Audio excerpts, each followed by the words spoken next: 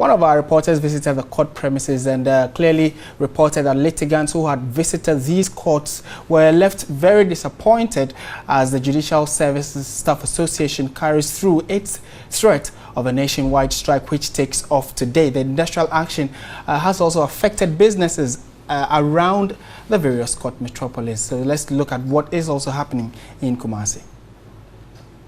The leadership of JUSSAG has directed all staff of the Judicial Service to withdraw their services until their demands to government to honor payment of their consolidated salaries are met.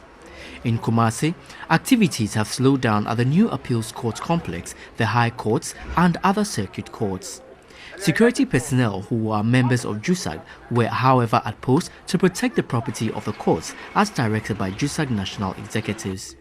Heavy vehicular traffic as well as petty trading, which are commonplace at the precincts of the court, are almost absent.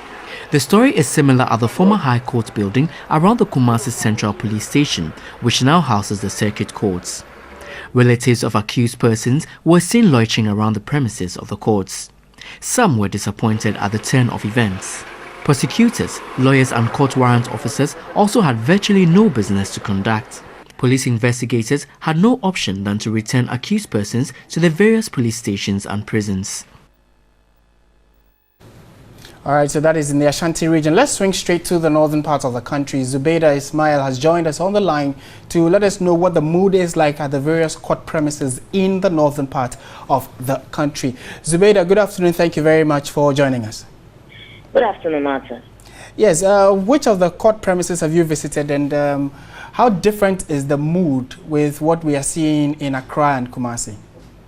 I think this morning I started my journey from the district court here in Tamale, then through to the High Court, where I realized at the district court I realized that people had come to have their case being heard, but then because of the strike, they met nobody there. They only met the security man, and then when I tried speaking to some of them, it looked as if they didn't know there was going to be a strike, and so some had traveled from districts within the northern region to come for their cases. But at the High Court, I met only 3 workers and then a security man.